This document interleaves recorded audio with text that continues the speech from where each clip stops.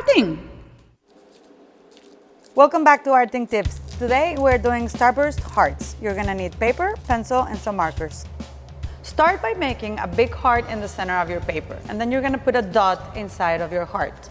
From that dot, you're gonna make 12 lines going from the dot to the edge of the paper. We're gonna need 2 colors for this project. Starting with the first one, you're going to color every other area inside of the heart. You color one, you skip one. Color one, skip one. Using that same color on the background, I'm gonna color the opposite segments. So if I left the inside of the heart white on that background, I will color it with my first color. And using the second color, I will fill out all the other spaces. As an optional final step, you can retrace your lines on the drawing.